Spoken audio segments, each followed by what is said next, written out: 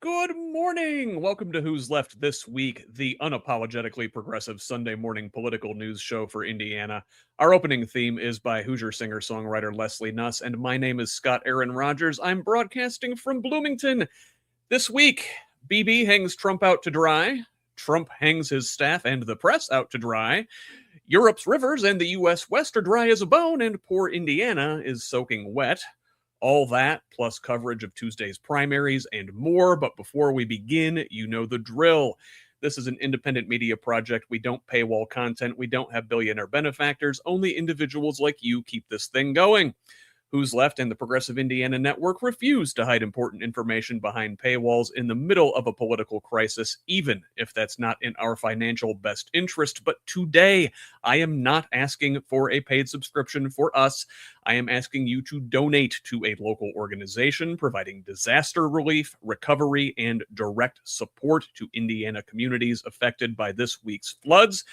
I will link to the Central Indiana Community Foundation in the show notes. They have a resource page where you can find several worthy charities who could use your help. So please direct your resources, financial and otherwise, toward helping your neighbors. You can still help us out by liking and sharing on social media, commenting, leaving reviews, providing feedback, and forwarding our content to your people. Follow me on Blue Sky, Instagram, and Threads at whosleft.us and on Facebook, TikTok, and YouTube at Who's Left. Progressive Indiana Network's handle is the full spelled out name on most sites, but on Blue Sky and TikTok, it is PIN Indiana. Please help us grow with a follow wherever you're at. Now, let's welcome this week's guests. First, a Who's Left rookie, but an old pro in progressive spaces. She's a cytopathologist and organizer with Indiana Progressive Democrats. It's Dr. Megan Alderman. Doc, good morning. Good morning. So tell me, I don't know, what does a cytopathologist do? So I'm a surgical pathologist and a cytopathologist, but cytopathology is a little bit less known. So, usually you go to the hospital and you get like a tissue biopsy, like a breast biopsy or some other kind of biopsy. That's tissue. So cyto just means cells. So it's when they're using a really fine needle, like in the thyroid, or they do it for lung cancer screenings, they stick a very thin needle in and draw up cells, squirt it on a slide. And then I tell them if it's adequate, if it's cancer or not. And so it's a less invasive procedure, and they're able to do a lot of molecular studies and stuff with it. So it's kind of, it's fun. I like it. Well, you're doing the Lord's work out there on all fronts, it certainly seems. So thank you for taking part of your Sunday here to be with us. We deeply appreciate it. I'm super excited to be here. Thanks for the invite, Scott. So let's welcome our other guest to the show. And, we've had him on the podcast. We've hosted him for several town halls, but it's his first time on the Sunday show. The newest inductee in the Cliff Marsiglio Memorial Who's Left Triple Crown Hall of Fame. He's the Democratic nominee for Congress in Indiana's 9th District. It's Brad Meyer. Brad, welcome. Morning. Thank you. Nice to meet you, Megan. Yeah, you too, Brad. Brad, how are you today? Good to see you again. We've enjoyed hosting you on all of the other formats. Welcome to the fire hose on this fine Sunday morning. Thank you. Looking forward to it. So, let's begin. And since the end of February, we've sort of been starting most every week in the Middle East, and we will do so again today. Brad, we just recently sat down with Dan Siegel, a retired professor of history and anthropology and an activist with Jewish Voice for Peace Indiana, to talk about Israel, the country's fraught relationship with its neighbors and the United States, and how American voters' evolving attitudes on the issue have affected and will affect our elections. And as I wrapped up that episode on Tuesday and let folks know you would also be a guest on today's show, I said, I bet this topic would come up again, and wouldn't you know it? So early this week, Prime Minister Benjamin Netanyahu rejected a US-backed 15-point peace plan for Gaza in a rare public break with Donald Trump. Bibi said the IDF will not carry out any withdrawals until Hamas is fully disarmed down to the last weapon. Netanyahu is facing elections in October and looking to shore up support from his hard right flank. Even the head of Trump's so-called Board of Peace, itself not exactly a defender of Palestinian rights, pushed back. And on the other side of what should be a Palestinian state in the West Bank, Israeli settlers have besieged the village of Qusra this week, trapping residents in their homes, cutting water and electricity, and preventing the delivery of food aid. Palestinian officials have reported nearly 1,500 attacks this year alone, including instances where settlers staged takeovers of Palestinian homes. Israel has built over 150 settlements in the West Bank, all of which are illegal under international law, now populated by over 500,000 Jewish settlers. 3 million Palestinians in the territory live under military occupation, while the IDF and police largely look the other way or even assist settlers in these brazen acts. Even U.S. Ambassador Mike Huckabee, himself a hardline Christian Zionist, called the settlers terrorists this week. So, Brad, even Netanyahu's political opponents, while offering criticism of his government's handling of the violence, support expanded settlements and reject Palestinian statehood. I don't see a partner for real peace anywhere on the Israeli political spectrum. Just easing you right in. So, no, I don't believe that there is a partner for peace in Israel. Israel is in their next cycle of violence and repression, and we're just repeating a cycle that we've seen since the founding of Israel. There needs to be a lasting peace. We need to stop reflexively supporting Israel. That doesn't mean we don't support Israel's right to exist, but it means that just because the Netanyahu government wants to do something or takes a position doesn't mean it's in anybody's best interest, and we shouldn't be funding policies that don't align with our values. Yeah, very good. And Doc, I mean, this matters to American voters. Not just in federal elections. We're seeing people talk about it in Indiana and statewide elections, even though it may not be pertinent in all of these. It definitely seems like a moral litmus test for folks.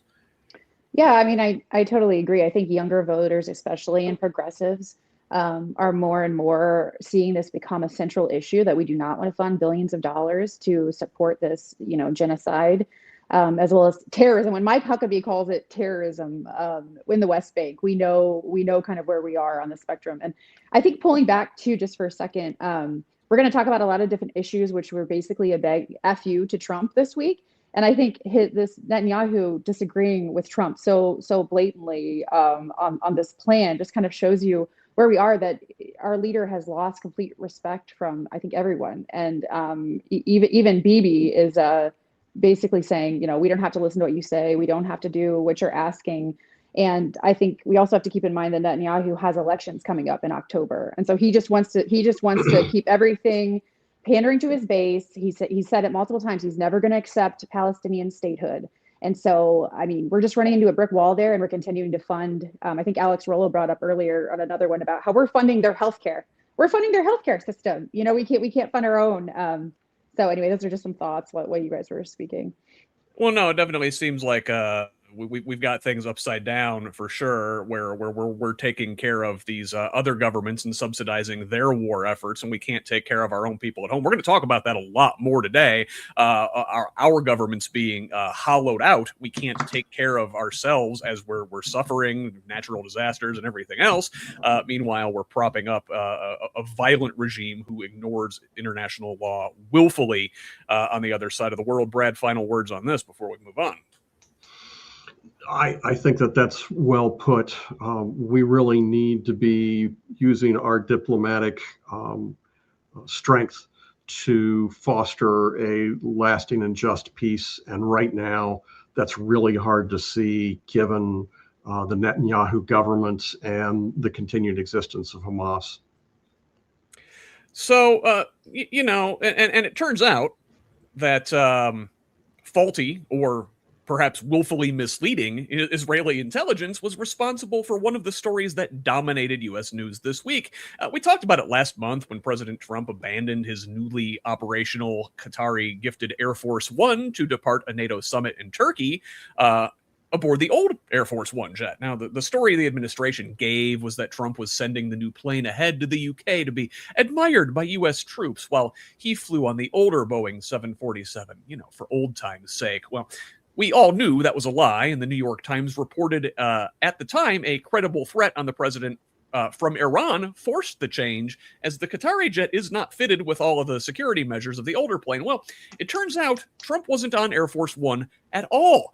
In an elaborate ruse, the president was surreptitiously smuggled away on an airport catering truck to a smaller Air Force C-32A, which he then flew to the UK along with Secretary of Defense Pete Hegseth, leaving members of the press, White House staff, and cabinet members Scott Bessent and Marco Rubio to fly the decoy plane under threat of missile attack. Now, it turns out the CIA did not view the threat relayed by Israeli intelligence with a high degree of confidence, but Megan, that doesn't mean no confidence. They could have been sitting ducks while Trump absconded in secret.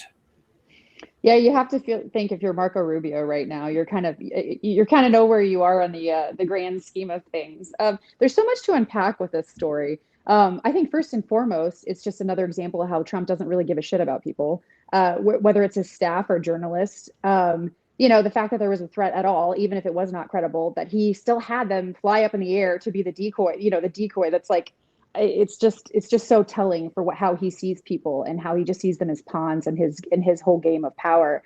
And also just talking about Air Force One, like why is it even the fact that he was saying, oh, I needed to use my old plane because the defensive, capabilities in my new plane that's fancy and golden from Qatar. I mean, it's just so messed up. Like, why is it even flying? Like, why is it even up in the air? Why are we paying for two giant? I mean, this is all our tax money that's going towards these. I mean, it's just insane. Also, I think it bears repeating that it was not a incredibly credible threat, at least it was vetted by the CIA, and it was actually the Israeli government who gave the threat to the CIA. And it just has to make you wonder if that was all just a political play to keep Trump scared and doing what Netanyahu wants him to do. So there's just a lot to unpack with that story. It was like a bad James Bond episode, like it's getting smuggled out of food trucks that are just crazy. And also, sorry, lastly, I will say this: there was no indication that this was ever going to be shared with the American public, that this whole thing went down. It was only because I think it was it the Washington Post that actually did the deep dive on this. So it's just, I think the Times had it originally, and the Post elaborated on it this week. Yeah. So it was just like, the whole thing is just like, we don't have a plan. He's scared of everything, and so he'll act accordingly to save himself and Pete Hegseth apparently, but not Marco Rubio. So I mean, it was just, anyway, lots to unpack there. Well, listen, the good news is if something were to have happened to that Air Force One with Rubio on board, his oversized Florsheim shoes could have been used as a flotation device for everybody involved. But Brad, to Megan's point about the Israeli intelligence here, I mean, was there a credible threat? Are they just making this up to keep Trump afraid, to keep him involved, to keep him engaged in Iran, in the Middle East, and avoid, tucking his tail and running, which we probably should do? So Israel has one of the most effective intelligence gathering systems in the world, and especially in the Middle East. And they're very effective at use of propaganda and information and disinformation, and they use it to their advantage. So I think that Megan has a really good point. Number one, if the Israeli intelligence services say that there's a credible threat, they're probably going to be the first ones to hear a credible threat. But we have to go through a vetting process to make sure that it's a real threat and it's not disinformation to try to throw us off balance or make us move in another direction. I guess my thought is, if you take one step back, that whole Qatari plane thing is bullbarsh. There is no reason that we should ever have accepted a plane from an outside source. It needed to be done starting from the airframe up, under the watchful eye of the United States. We got a SEAL from from the USSR years ago. And they proudly displayed that. See, it was from children, right? The Russian children. And they proudly displayed it in our embassy, and it had a listening device in it, right? There is no way that we should have accepted anything. I mean, you keep in mind that Air Force One is designed that they could conduct a nuclear war if we were attacked from that plane.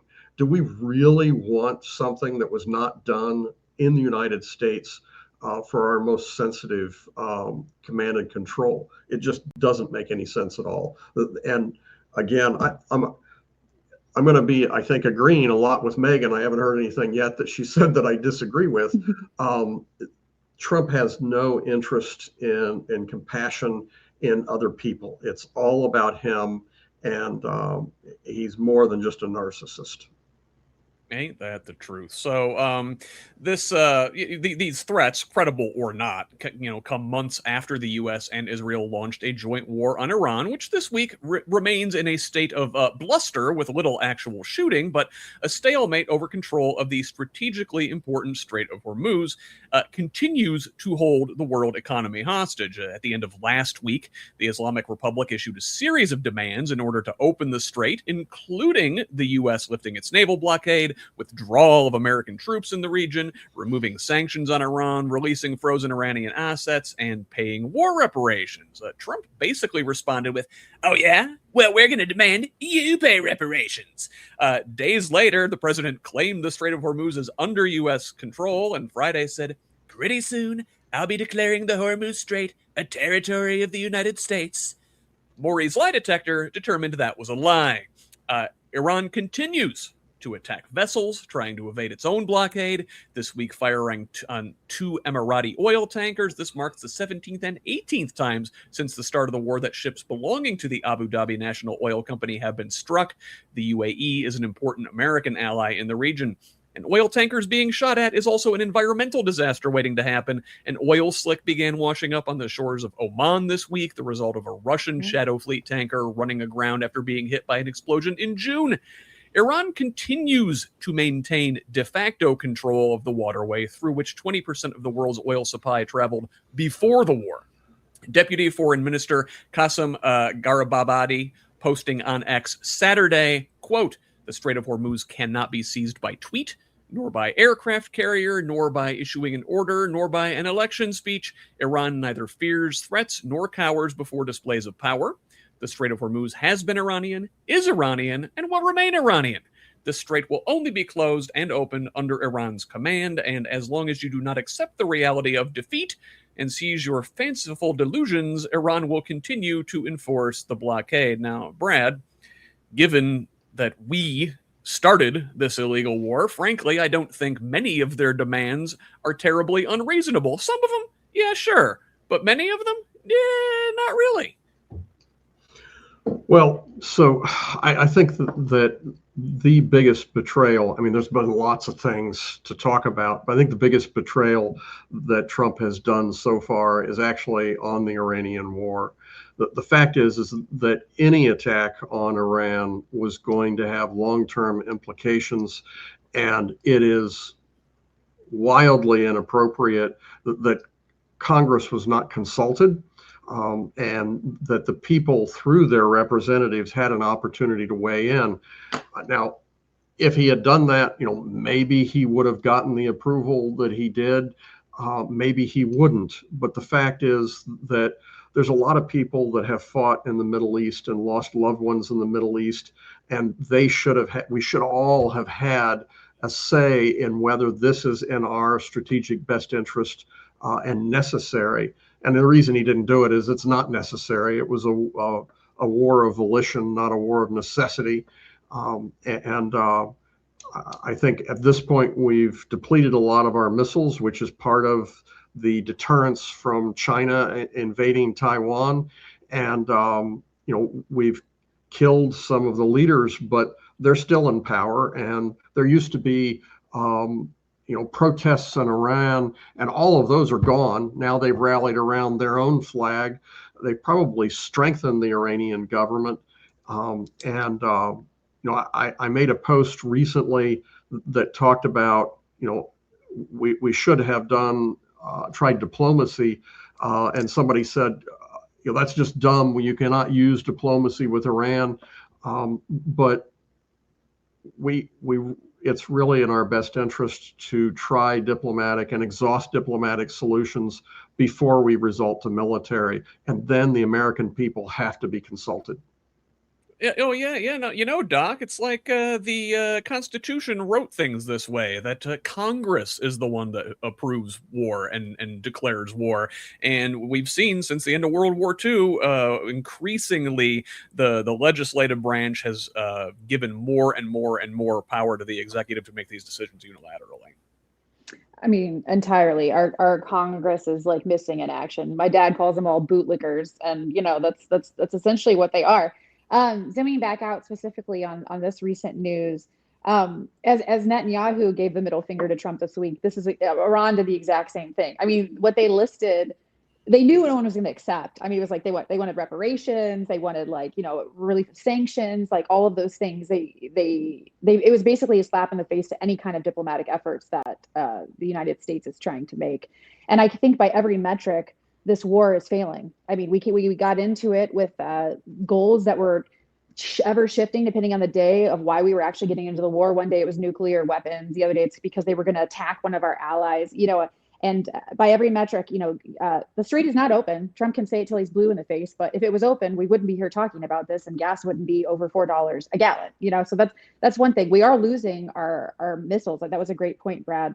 Our weapons are being depleted, which is a really scary thing. It's not like you can just flip a switch and make more missiles overnight. We're years out from being able to resupply the missiles that we've been using. And Trump's response is that they're low-key negotiations. Like, this isn't a middle school project that's due on Monday and it's Sunday night. That there's no low-keying it here. There's either, I mean, I really think, and this is a little bit philosophizing, but we have not made any gains at all. Things have gotten worse on every single way. And I think he's just going to have to pull out, declare a fictitious victory, and then the strait's going to be under control of Iran. And now we also have the Houthis in Yemen who are threatening to shut down another strait in the Red Sea.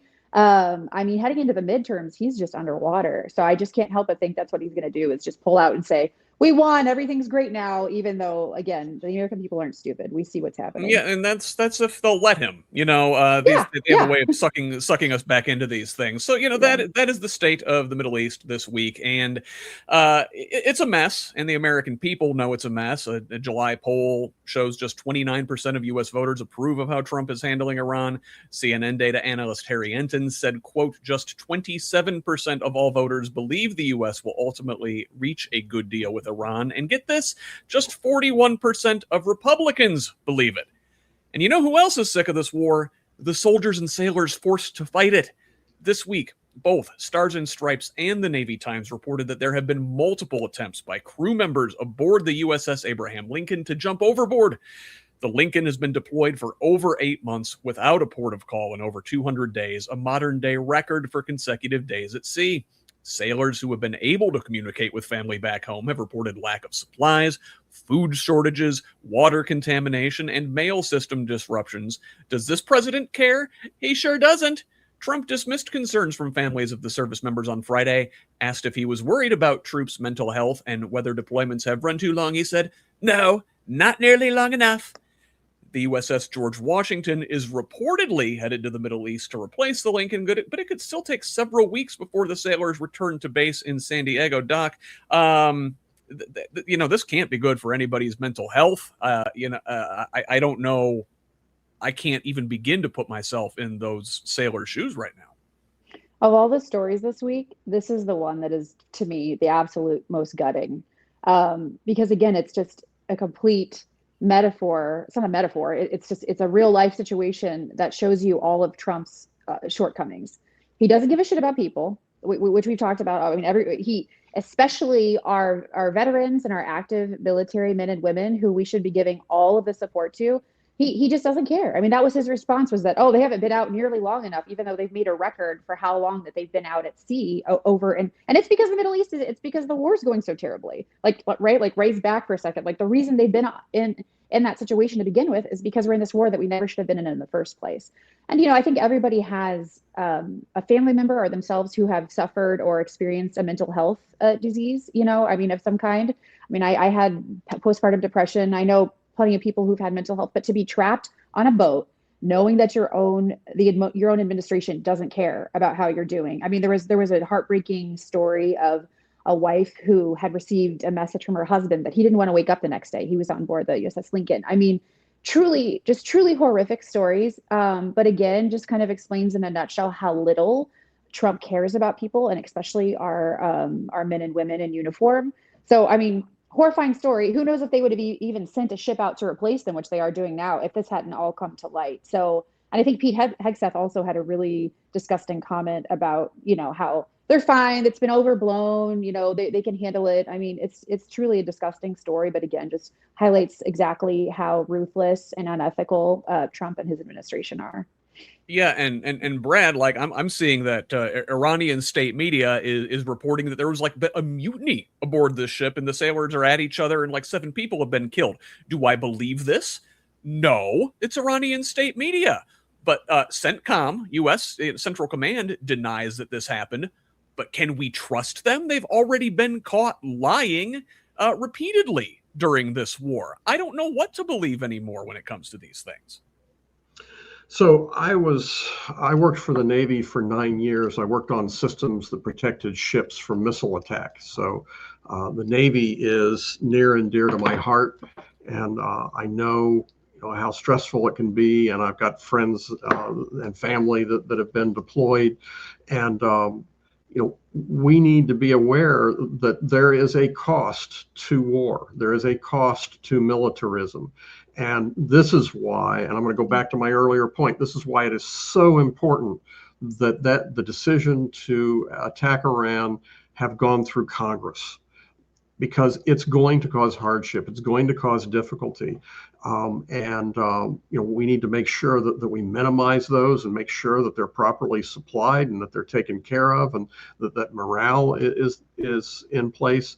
But it's been enormously stressful. In 2024 and 5, and we've forgotten about this already. There were multiple attacks from the Houthis, missile attacks on American ships. It's a dangerous and stressful time. And the time of engagement, if a missile is fired, it is minutes and seconds to make decisions. So you are always under stress, because you're always on the edge of an imminent life and death crisis. And that, in a sustained way, even if you don't experience that, because you're heightened, it causes an enormous stress on people. And we need to be very thoughtful about how we deploy military forces and realize the enormous human impact to our own sailors and soldiers who are the sword and shield of this country. The Republicans have always talked about how they support our troops, and it's always been crap. They're the first people to put these folks in the line of danger, and then say, well, you got to support our troops. Like, isn't the best way to support these folks to not put them in danger in the first place? I don't know. So let's move on. And excuse me, American troops are running on empty, and also due to this war, so is the U.S. Strategic Petroleum Reserve. Created in 1975, the reserve this week fell by another 6.1 million barrels, dropping below 300 million for the first time since 1983. The president authorized the release of more than 170 million barrels in March at the beginning of the conflict, which has triggered the largest disruption of oil supplies in history. The minimum amount of oil needed to operate the strategic reserve is about 70 million barrels, and due to its aging infrastructure, about a quarter of the inventory is unavailable for drawdown, meaning about 100 million barrels are unavailable for use. And oil isn't the only critical supply running short. And this next one is even more important. We've mentioned this a couple times over the last few months, but this week, Lake Mead, the reservoir formed by Hoover Dam and a vital water source for much of the American Southwest, sank to its lowest level on record. Overconsumption, increasing temperatures, and persistent drought in the West are raising concerns about deepening water supply cuts that could affect millions of people. And it isn't only municipal and agriculture water supplies under threat. Lake Mead's hydropower availability to generate electricity is also under risk. If the lake drops another 5 feet, some turbines at the dam will have to shut down, dropping its generating capacity by 70%. According to the Bureau of Reclamation, Mead could near that threshold in the next few months and drop below it by spring. Brad, I don't know which is worse. It's got to be the water, right? It is, in fact, the water. You can live for a while without electricity. You can't live very long at all without water. Water has always been a contentious issue in the West, and building massive cities and large agricultural facilities in a desert. It did work for a while, but in the long run, we're using more resources than we have. And I'm trying to avoid discussing global warming because there's I don't want to turn some people off, but it's a fact that the weather is changing, and we need more water out west. We need smarter application of that, and it's going to be painful. Oh, and we'll talk about global warming. We're going to come up to that here in just a moment. But Megan, the U.S.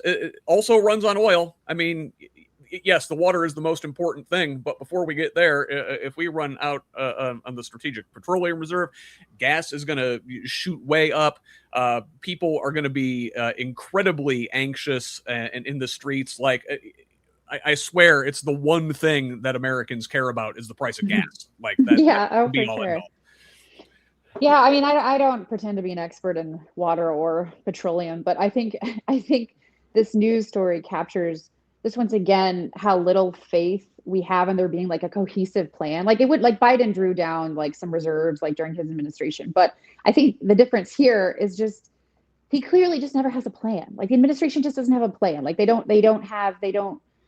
not good stewards of resources. And so when we see these headlines, I have no faith that there is going to be like a step in that's going to get us back on track, right? So like when we're drawing down all these gallons of oil, and it's just I know he doesn't have a plan to get us back on track, and I know that all he cares about is the quick slogan, the quick headline, that they're doing something, which they're not. I mean, if anything, they're going to make it worse. But so I don't know this, and every time I don't have a super detailed knowledge of what we're discussing, which is like in this case, to me, it just comes back to local organizing. Like whether or not you understand the intricacies of the Hoosier Dam water level or like petroleum reserves, like we have to get organized, find a campaign, find a Progressive Democrats of America chapter close to you, because all these things, especially on a local level, that's where we can affect change. So quick detour. And yeah, Brad.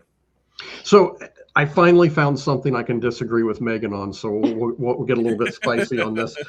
She said 3 times that they don't have a plan, and that is, I think, completely untrue. I know exactly what she's saying. I'm having a little bit of fun with it. They actually have a plan. It is Project 2025. Oh, right, yeah. It is a plan that is not in our best interest. It is a plan to strip us of power and autonomy and take away opportunity, and it's going to end with there's going to be no winners in this new system. There's just going to be people standing in line waiting for their turn to lose. There is a plan. It is not in the best interest of the American people. They're going to crash the economy. The already wealthy are going to scoop up the pieces and get even wealthier than they already are. There's going to be a handful of people that own everything, and then the rest of us, are we ready to get in the streets yet? Maybe not yet, but soon. So let's move on, and here we got Lake Mead and Lake Powell and the rest of the Colorado River Basin drying up. Also out west, wildfires are burning in Utah, Washington State, and the Canadian province of British Columbia, forcing tens of thousands of people to evacuate. And Europe is on fire too, and I don't know if that's still or again. Massive wildfires raged across the continent just weeks ago, and more have broken out this week as the continent experiences its 5th severe heat wave of the year. The UK experienced its hottest day of the year, while temperatures in France reached 100 106 degrees Fahrenheit. The repeated stretches of extreme heat are causing major European rivers to run dry. Cruise providers are canceling sailings on the Rhine, Danube, and Main rivers as water levels have plunged. The Danube is at its lowest level on record, and the Loire, France's longest river, has partially dried up in places. The low river levels here also threaten power generation, as several nuclear plants have had to shut down reactors due to insufficient cooling water. One plant in Hungary, which produces almost 40% of the country's electricity, was briefly at risk of complete shutdown. And if it's not the heat, climate change is posing other more unusual threats to nuclear power generation in Europe. 3 reactors at France's Gravelines nuclear plant were shut down on Monday after water intakes were overwhelmed by a swarm of jellyfish, whose population has exploded in warming seas. And while Europe and the American West could use some rain, Indiana this week has had more than enough. On Tuesday, a strong derecho tore through northwest Indiana, knocking out power, dropping a couple tornadoes on an area that has already seen several this year. And as the system progressed across the state, dropped massive amounts of rain on the central and eastern parts of Indiana. And the rain continued all week. Some areas received more than 10 inches in just over 24 hours. The White River crested more than a foot above the previous record set in 1913. Anderson, Cambridge City, Hagerstown, Yorktown, Metamora, Muncie, Newcastle, Connorsville, and Brownsville all experienced catastrophic flooding. Hamilton County suburbs, Noblesville, Fishers, and Carmel also faced major cleanup. In Indianapolis, major flooding affected the Broad Ripple, Ravenswood, and Rocky Ripple neighborhoods. Roads have been washed out. At least 5 people are dead across the state. Dozens more have needed rescued by first responders. Governor Mike Braun has declared a state of emergency and announced that President Trump will approve the state's request for a federal emergency declaration, allowing Indiana to draw FEMA aid. Braun said the state's rainy day fund will be used to help recovery efforts and that the state's reserves would shore up its responses to future storms. Doc, nowhere on Earth is safe from the effects of climate change, be that Europe or the West or right next door. You're going to need a bright spot on your show, Scott, where you have like one good news segment. Just like one. The water here and the water there, it all evens out, right? That's how this works. So I think, we're rapidly reaching the point with global warming where it's, Brad can't say it, but I can, but where it's no longer theoretical, right? Like I think when global warming, when the concept was like academic and seen as like a far left, fantasy that's trying to scare people. I think fake news, we're just Chinese hoax. Fake news. It's all fake. And we're just reaching that. It's going to eventually be like gas prices, where it's like where we could. I mean, you were saying how the American people responds to gas prices, right? So when your house is flooded, like I was like close friends of my family who live in Ravenswood who had to evacuate. Their houses are completely flooded. When you're living through wildfires in California, where your houses are being destroyed, where the water is depleted in other places, when these very real things happen, and they are going to be happening with increasing frequency, there's just no longer going to be any way to deny what's happening. So I guess I don't really know where else to go with that, except that things are horrific. We should have been on this decades ago to affect any change that's happening now. We're so far down the path, it's going to require nothing short of a miracle to kind of get us back on track as far as global warming and the absolute horrific natural disasters. And of course, we have to bring equity into it too, because it's gonna affect people who have the most to lose first. Well, if you look at it's been 20 plus years ago now at this point, but Hurricane Katrina, I think, is the first time I think a lot of people really, saw the concrete effects of climate change in real time. And that, to your point, affected lower income and minority populations first and most egregiously. And the city has still never recovered. Brad, you're going to win a seat to Congress here in a couple months. What are y'all going to do about it when you get there? So first of all, I was being a little bit tongue-in-cheek saying that I wanted to avoid the use of climate change. It is real. It is human-caused. And I think I found my second point where we can have a little bit of back and forth with Megan. I have a lot more faith in people's ability to be in denial. And I think even when people are evacuating, they can deny that there is global warming and climate change, which is really unfortunate, and it's something we're going to struggle with for the long term. One of the things that I did, we got ready to put out a post on this, and I wanted to get some basic information for people where they could go to get more information. So I went to the government websites, and they had declared, Mike Braun had declared an emergency. So I went to the state site, and it wasn't on the state site listed. There wasn't a direct link. You go to the emergency management for the state of Indiana, and you should be able to click on it, and in big, bold, flashing letters, it should be saying, "We've declared an emergency. This is an active," and click here for more information for your county. Couldn't find it. And then I went in and went to each of the 18 counties' FEMA sites. And this is just a petty thing. Some of them did not say the state of Indiana. So when you type it in and you hit it, one of the first sites that came up for emergency management was not actually, I can't remember what county it was, but it was a county in a different state, right? So you didn't even know at first whether it was happening. There weren't any big, bold, flashing letters saying there's an active emergency on the FEMA site. On the emergency management site. I went to the counties that there are shelters. Those shelters were not listed big and prominent. I went to the Red Cross. They listed several sites, but they did not list all of the sites. And there's at least one or two local community shelters that the Red Cross didn't have listed. And then on top of all of this, they're gutting at the federal level FEMA, right? Mm-hmm. And what they're really going to do is they're going to gut it and make it less effective. And then they're going to try to privatize it and tell us that people making profit off of our misery is in our best interest. This is part of the plan that I was alluding to earlier, that they want to privatize everything and so that people can make profit off of us instead of the government caring for us and taking the basic essential services that we need. This is all complete bullbarsh. It's bullbarsh. That's your second bullbarsh today, Brad. I apologize for the strong language.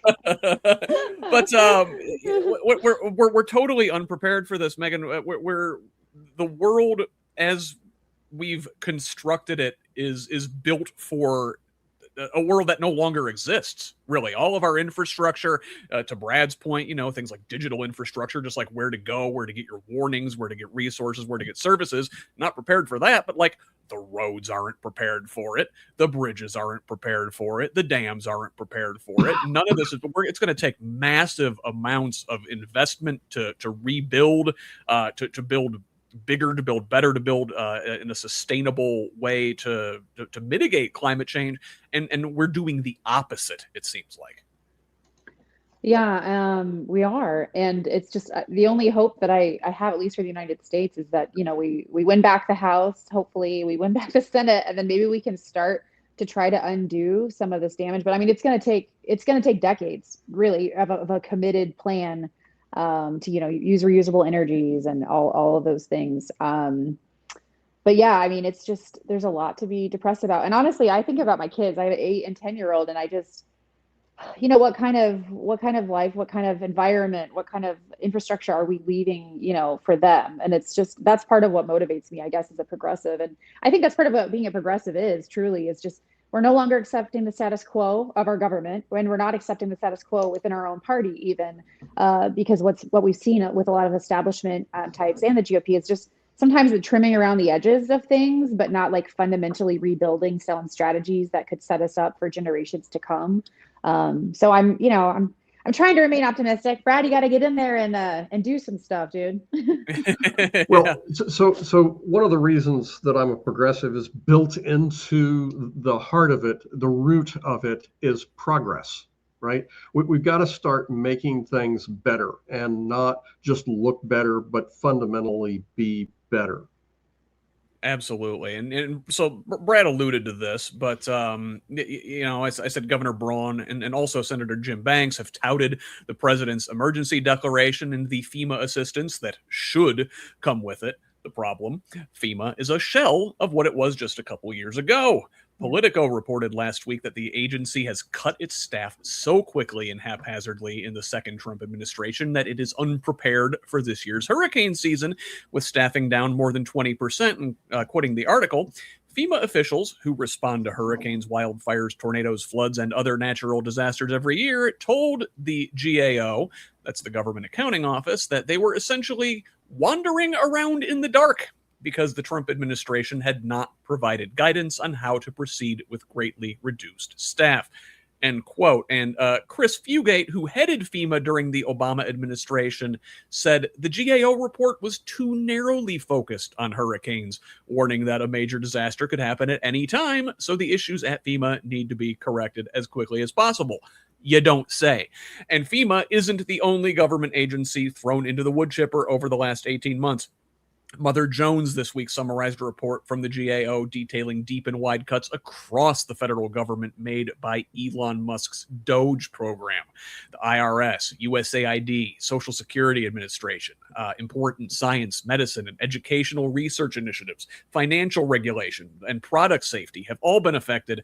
Federal grants to Indiana fell by more than $700 million last year, with rural broadband and electrification projects cut to zero. The Capitol Chronicle also reported the state netted $292 million less for the epidemiology and laboratory capacity program, which is meant to strengthen the nation's ability to detect, prevent, and respond to infectious diseases. Brad, it certainly seems like they're telling us we're on our own. Yeah, and in fact, I can't remember exactly what month, but Trump actually said, we can't afford to do all these other things. We need to fund wars, right? So they're not, they're gutting things that help people, but they are increasing funding for ICE, and they want to increase military spending by I think $500 billion, like a 50% increase in military spending. But there's things at home that we need. I mean, we need FEMA. We need, you think about, we're experiencing a lot of flooding. There was a lot of flooding in the past and electrification issues in Tennessee years ago, and the Tennessee Valley Authority was instrumental in very large projects that helped prevent problems. And I guess for me, I want to start working on more prevention, whether it's medical or other systemic social issues, instead of just putting Band-Aids on these problems. And the way they've approached it, it's beginning to feel like when they say waste, fraud, and abuse, they mean everybody that's not them. Yeah, and Doc, Brad mentioned the TVA, and yeah, the flooding mitigation was super important. The electrification was super important. But if you want to look at it completely cynical economic terms, it was a huge economic stimulus for the area. We could be pumping all this money into our infrastructure to do climate mitigation, to prepare for the new world that is being born, amidst climate change. And we're not doing that. Yeah, I mean, we're definitely not. I think it's part of the strategy of just burning things to the ground, which is certainly a strategy. I mean, it's not really a winning one, but it's, we saw this with DOGE, with all these cuts. I mean, because there's always been this, and the Republican Party, but definitely in MAGA, it's just, we get rid of the government. I mean, they're not complete anarchists because they still want to give tax cuts to their billionaire friends and all of that. But it's just tearing down more and more of those infrastructures that we've come to know and expect. And then even more so, it puts the states in such a bind, because if you're going to cut all of this federal funding, you're expecting the states to kind of step up to fill the gap. And when you're in a place like Indiana, with Governor Braun, who really has no interest in doing that, and touts how we've had billions of dollars in reserve. He's very proud of that. But meanwhile, we have the highest. I think we have the highest rate of people being kicked off Medicaid, in the country. My nephew, just to bring it home, because you got to bring it home too. It's like my nephew, who's on the autism spectrum. He gets the Medicaid waiver to pay for his therapies, to pay for medical bills, for his developmental pediatrician. They were kicked off. And so my twin sister, who's amazing, had to spend hours and hours of time. She had to go visit the Medicaid office 3 times. They're actually doing an article on her and her family in Bloomberg. But I mean, this is happening to our people. This is happening to the people who need the most, who are the most, have the most to lose and also have the most to gain when these systems work, right? And so, anyway, all that to say, it's horrific, and burning down our infrastructures in FEMA and expecting the states to step up, especially when we're in states like Indiana, is just a losing strategy for the everyday American and Hoosier. And to your point about the Medicaid cuts, I was just talking with Nick Marshall about this the other day, and we've seen just in the last several weeks, Indiana's denial rate has spiked like 6 times. They're just cutting people willy nilly, and Brad, they're pushing us to the point where we're going to wind up like, you can't rely on the government, you can't rely on, like, doing things collectively. You're going to have to be beholden to your like feudal lord to get protection. They're going backwards to the age of feudalism, it seems. Just extra steps. So there's the plan, right? This is not in any way accidental.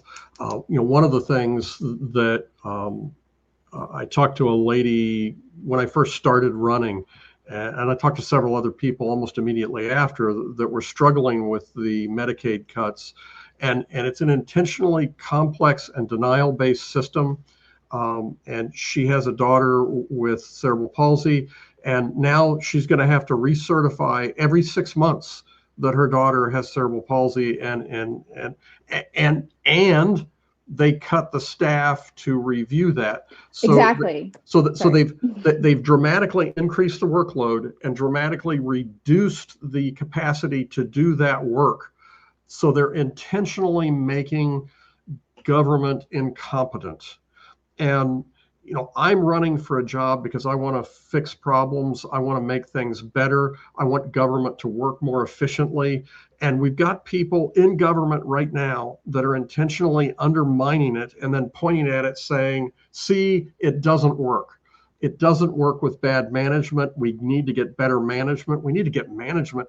And when I talk about management, I'm talking about leadership that cares about the people. And that's not the people we have in power now. And that's why I'm running against Aaron Houchin. They're putting hurdles up in front of the people and making us jump over these walls and jump through these hoops. And it turns out, you jump over the wall and there's not solid ground on the other side of it. You just fall in a hole. It's disgusting what is happening to us. And most people don't want this. Across the political spectrum, people want a government that works well for them. So let's talk about examples of government continuing to not work well for people. So I mentioned that our state, one of the leaders in medical and infectious disease research, had seen programs defunded amidst compounding public health crises. The floodwaters alone from this week's natural disaster pose hidden hazards in the form of household waste, industrial contaminants, and sewage. The receding waters create breeding ground for mosquitoes. The desiccated carcasses of animals killed by the flood can attract rats and other disease-carrying vermin. And then there's the mold, which flourishes in dank environments.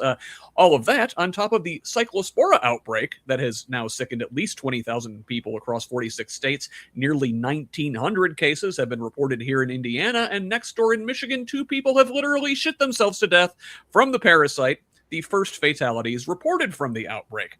And Taylor Farms, the producer whose lettuce has been linked to the cyclospora, is now also recalling several prepared products, including salsa and guacamole, due to salmonella concerns. Who is supposed to watch over these things? The Department of Health and Human Services and the CDC, which have also been gutted under the leadership of Robert F. Kennedy Jr. Did somebody say desiccated carcass? What he's doing instead, pursuing an anti-vaccine crusade in the face of all medical and public health knowledge. This week, Kennedy stood with Donald Trump in the Oval Office as the president signed an executive order making recommendations about the childhood vaccine schedule. It says that measles, mumps, and rubella vaccine should be split into 3 separate shots, among other recommendations. Kennedy and Trump blame vaccines for an increase in diagnosed autism cases over the last 30 years, despite this link having been repeatedly debunked. An earlier CDC order reduced the recommended number of shots on the vaccine schedule, but was stayed by a federal judge in March. Megan, they seem to have a theme going on here. Government being dismantled, all the things we rely on across the board, FEMA aid, the IRS, everything, infrastructure building, and now the public health infrastructure also being dismantled under RFK. You're a doctor. What are you seeing? Is this affecting you in your work? So I would say I'm medical director of the laboratory and in my hospital setting. So, I mean, I will be informed of increased rates of things, but as far as I don't see patients, so my hat's off to all of the clinicians who will actually directly see these patients and how they're affected. But higher level, this is again part of the whole burn it all down, right? But even more so, this administration has really made it their mission to just completely trash expertise and science. Completely. I mean, we go to school for a really long time, and I'm not saying that to be like elitist or whatever, but like we go to school for a very, very long time to learn the intricacies of immunology, virology, bacteria. Like a lot of the headlines today felt like a review in my microbiology. I had like PTSD from all the microbiology hours that I had to spend. But there's such a level of arrogance and incompetence with somebody like RFK to try to dismantle our vaccine system, which is such a miracle. I mean, I just wish people would fully appreciate what a miracle vaccines are. And we have absolutely no evidence to suggest that there's any link with autism. I mean, if you go to any well-conducted study, we know that, but they know it gets headlines, right? So again, it's back to the headlines, grabbing slogans, and to the MMR vaccine in particular, trying to separate it out. I mean, we don't even have that available in the United States. Like, we can't even do that. If they said tomorrow, no, the MMR is not even available, you can only get it through these single dose. We don't have that. And so what would happen is people just wouldn't get it. And I think Japan actually did separate out the MMR vaccine, but you know what happened? All the rates of those viruses skyrocketed, right? So it's a cause and effect. Science is real, and people will die. Like it's not an exaggeration to say kids will die or can have very serious consequences and morbidity for the rest of their lives from these decisions that are being made. And to have somebody like RFK Jr., he's just a clown. I just can't even take anything he says seriously. Whenever I see I can't even listen to him. I have to read things because I can't even watch him talk because my adrenaline gets going and I just can't, it's probably not good for me and my anxiety spiking. So yeah, and also to bring up the point about the FDA and the CDC, all of these organizations that's part of their task is to identify and track and do contact tracing to be able to early intervention in these cases and outbreaks. They've been gutted too. So it's again, the people who are at risk the most will be the ones who suffer first. And I hate to think that kids actually dying or having permanent, morbidity causing, losing liver organ failure, whatever it is. I hate that will be what maybe see people come to the light. But it's just, oh my God, is that what it's going to take? No words. We're gonna resuscitate the iron lung industry. Yeah, right. Yeah, make polio great again. Exactly. But I didn't even mention the flesh-eating bacteria. We got that going on. You did the Vibrio. I mean, Vibrio is terrifying. Yeah. Well, Brad, we talked about they're dismantling things and privatizing everything and taking us back to sort of a pre-small L liberal feudal state, and taking away scientific knowledge puts us back into the dark ages in that regard as well. Like everything is very mysterious and acts of God, right, where we don't understand how the things humors you got to balance the humors. Got to balance the humors, phrenology, you got to measure the brain size, right? But only a select few, the in-group, the rich, will have that specialized knowledge. Everybody else will be left in the dark, perhaps literally. Yes, and there's a real distrust among a lot of people in the United States of experts and of of knowledge, and I think that there's, and I'm not on their side, but I there is also I think a tendency, or has been a tendency, to say, yeah, we know about this, right? And people aren't able to connect it with their own intuition. If they see one thing, then that biases them to think one thing. And if their friends tell them, and if they read it, that they believe it instead of knowing what the details are. And it's really corrosive. The problem is that we've made things so much better that we have forgotten what bad looks like, right? And a great example, and I can't remember what disease it was, there was a shot given to everybody that goes into the military, because they had a whole bunch of it during their boot camps in the past, and they didn't have any. And they went back and they looked at records and says, we haven't had this problem in 70 years. We haven't had a major outbreak of this. We don't need to give the shot anymore. So they stopped giving the shot. And guess what? It came back, right? So people forget, what it was like. And frankly, if you walk through an old cemetery and you see all of the small gravestones that just say infant, you begin to realize how far we've come. And a lot of that came from clean water and sewer systems that worked, and immunizations and better healthcare. All of these things are under attack. And we're getting to the point that it's just ludicrous. I mean, RFK said this week that there is a strong link between circumcision and autism, right? Which is just ridiculous. And then you look at it and you say, well, he had a point to make. And the point that he was making was, it's because they gave the babies Tylenol. Now, I don't remember the experience, but I know it hurt because I didn't walk for a year. Okay. So.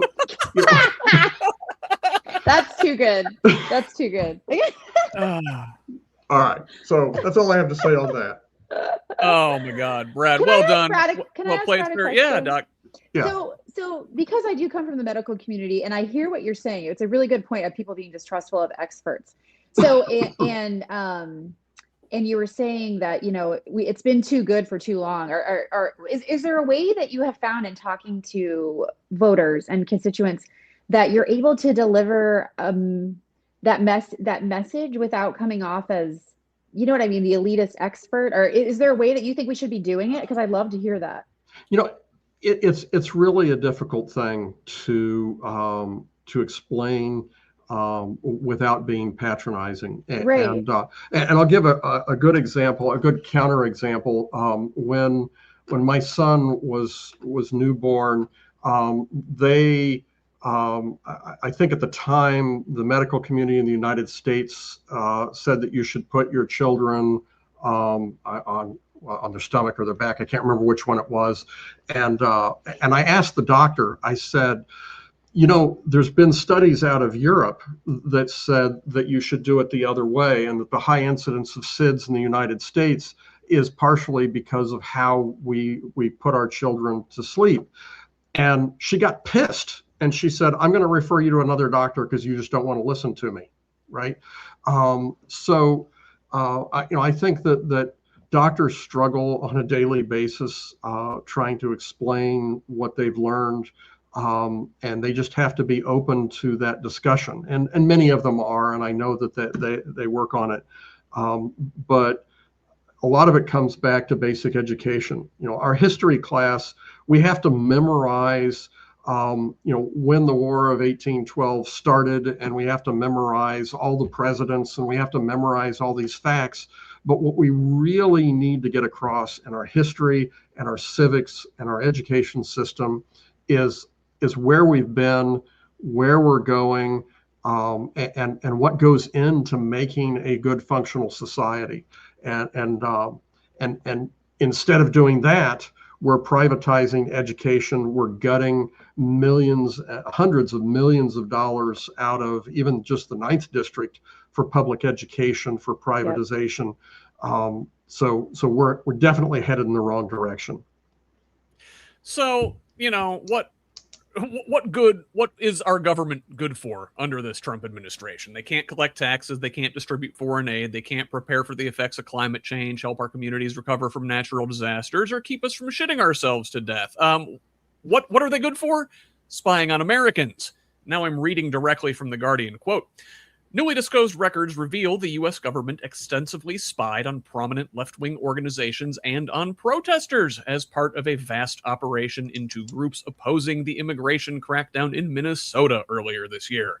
Internal investigative reports show the Department of Homeland Security sent undercover agents to community meetings in the Twin Cities and New York City, infiltrated signal chats, and obtained financial records of mainstream unions and left-leaning nonprofit groups.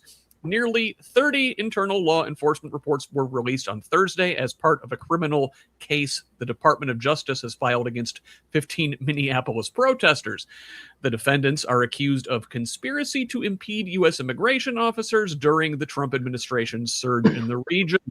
The records show that in January, DHS launched an inquiry called Operation Puppet Master to identify a network of conspirators organizing against ICE. Documents show that the government alleged major groups were connected to the criminal conspiracy, including the National Labor Union's AFL-CIO and SEIU, the local Minneapolis Federation of Educators, and the Minnesota Education of Professional Employees, and several large left-leaning groups, including DSA and Surge, showing up for racial justice. And as a treat for this patently illegal spying operation, new Troys for Trump's Gestapo. The AP reported this week that ICE will spend $20 million on a no-bid contract to purchase thousands of electric shock gloves, a technology that had been adopted in recent years by some jails, police departments, and school resource officers. That's what they do with the people that are here, and in order to keep new immigrants out, the administration will bulldoze through pristine and holy natural wonders. A lawsuit was filed Friday in Texas seeking to stop the construction of border barriers through Big Bend National Park, an area held sacred by several indigenous tribes in the region.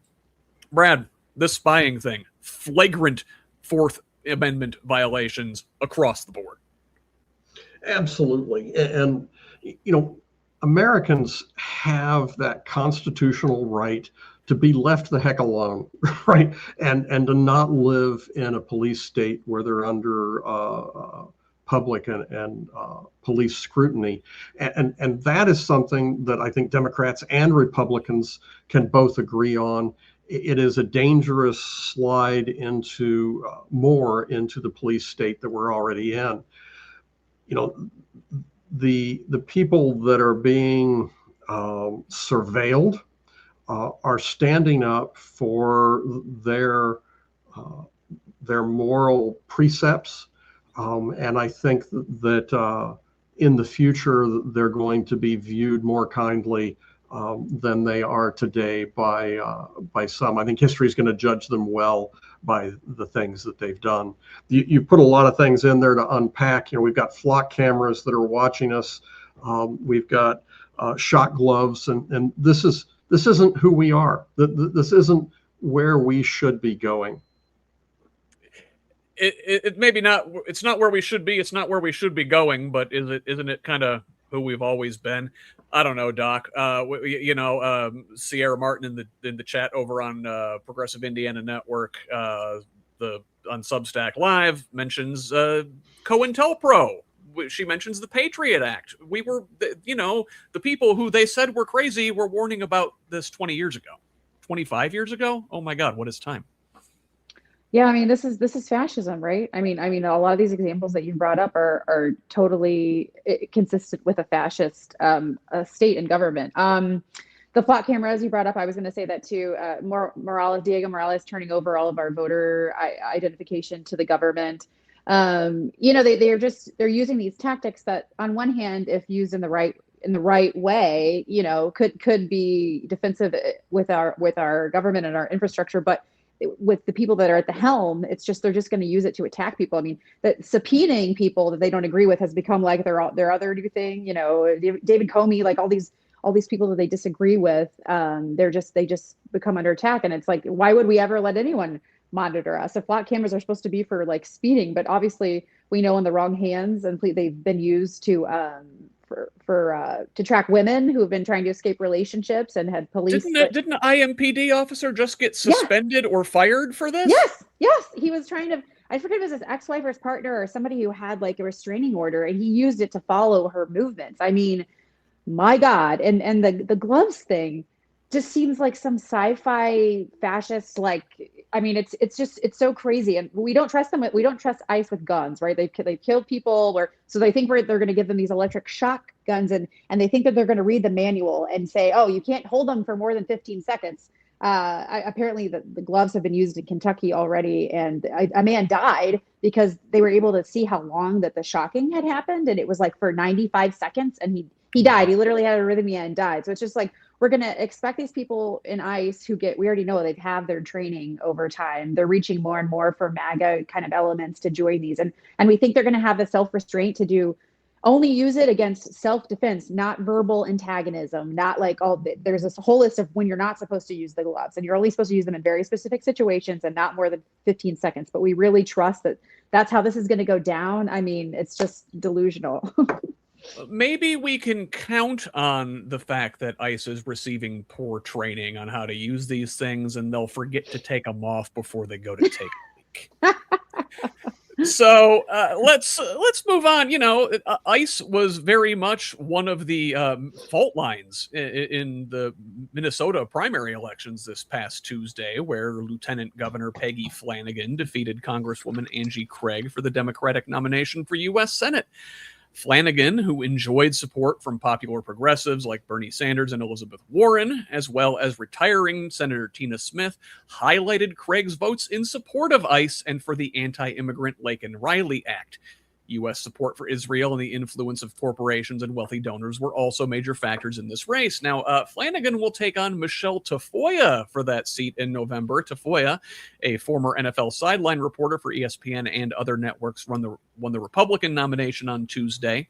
The next day, she was on Fox News, where she said Minnesotans have told her their state is quote, embarrassing. And she agreed. Not a good way to start the general election campaign. Elsewhere in the land of 10,000 lakes, another unapologetic progressive, Matt Little, won the Democratic primary in the 2nd congressional district. That is a purple suburban district that Angie Craig had represented before seeking the Senate nomination. In the state's gubernatorial race, Democratic U.S. Senator Amy Klobuchar will face Republican State House Speaker Lisa DeMuth, who defeated Trump ally and election conspiracy monger, the pillow guy, Mike Lindell, who, you guessed it, refused to concede, alleging voting irregularities. Megan, Peggy Flanagan, big win for progressives in Minnesota Tuesday night. Yeah, so it's exciting. I want to take one happy angle here, and that, political pundits have been all over the place since the primary, saying like, Wisconsin is an example that progressives can't win. Minnesota is one where they can win. So it's like, as humans, we like to make really complex things, one-sided. But I think we do have some overarching themes from the primaries, which is that progressives can no longer be ignored. Like, we cannot be ignored. And in general, we are moving in that direction. Because even in Wisconsin, where Crawley won over Francesca Hong, he barely won. And the the establishment Democrats could barely get it together for that race. They had so many people kind of entering and exiting. And, that was a close race, especially for a progressive who, had called into question canceling Thanksgiving, and, things that people would consider maybe not super marketable, but that was a close race. And then, in Minnesota, Flanagan winning over Craig, that was not close. She definitely won. And I think in Connecticut and some of the other primaries, I think we can generally say our candidates are moving more progressive. They're moving younger, which I think is also something that a lot of people kind of want to see. Younger people running, not like the career politicians who've been in office for like 3 decades or something. The Mitch McConnells who are going to be around until they're actually dead. so we'll see. Yeah. Who knows? But, Maybe Mitch is still yeah, haven't I seen mean, proof of life. who knows? I think the phrase you were looking for is completely dead. Completely dead. Instead of yeah. just mostly dead. Instead of mostly dead. Yeah. So anyway, I think the primaries, I don't know. I had an optimistic light from them, and that, from Michigan, which I know was not this week, but it's just, I think things are moving in the progressive corner. And so it's going to just be about how they can appeal to a more broad electorate, because these are primaries, obviously. So it's going to really matter a lot in the midterms to see if these candidates are actually able to pull through. So those were my takeaways from the primary. Yeah, absolutely. And we'll talk about Wisconsin and some of the other states here momentarily. But, back to Minnesota, Brad, to Megan's point, Flanagan won this race going away. We saw Little in the 2nd district. Again, that's a suburban district, going away, won by a lot. And it'll be interesting to see, the criticism of the progressive movement is, they can only win in, safe blue places like New York or California. Here we've got Abdul Al-Sayed in Michigan a couple weeks ago, winning that primary. We've got Flanagan here in Minnesota. We've got, the industrial heartland, as it were. Are you worried about these folks' quote unquote electability? No, I'm focused on my electability. They've got their race to run, and I've got mine. I think that what you're seeing is a strong move toward progressive candidates, because people are tired of government that doesn't work. They're tired of a system that, and I've been talking a lot this recently. My wife and I lived the American dream. We worked hard, and we invested in our future, and we knew that tomorrow was going to be better than today, right? And we started with nothing, and we built a life together. And now, if you start with nothing, that's probably what you're going to end up with, right? And that's why you're seeing the progressives do better, because we're talking about real changes that make a difference in people's lives. And I'll throw in one cautionary tale or note. And that is that we need to make sure that we are focusing on, and when we get into power, that we make a difference in people's lives that are sustainable and realizable. I was at a meeting, and it was an open discussion, and there were questions and answers. And somebody came up to me after, and he said, Brad, he said, there were a lot of great questions, and you did a great job answering all these questions, but I don't think anything that was asked here really are high on the mind of people making $50,000 a year. And we need to make sure that we are focused, just tightly focused on economics and healthcare and things that make a difference in people's lives today, and making sure that we've got FEMA and protections and flood control and emergency management and all of the things that go into people's lives. If we get too far down the rabbit hole into esoteric topics or topics that people feel are esoteric, then we're going to win a lot of primaries and we're going to lose generals, right? And then and just to belabor it a little bit more, we got in with Biden, and there were some good things that happened. We did a bad job of explaining and showing and tying and making sure that those impacts were real and felt by the American people.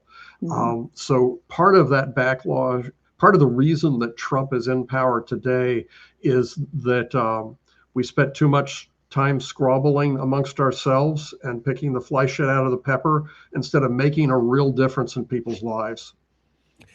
Brad, you mentioned, you and your wife live the American dream, and I think we have to keep in mind that the possibility to even have this American dream, as we all remember it, was built by the last progressive movement and the New Deal in the 1930s. And we talked about it a little bit ago, forgetting the lessons that we learned.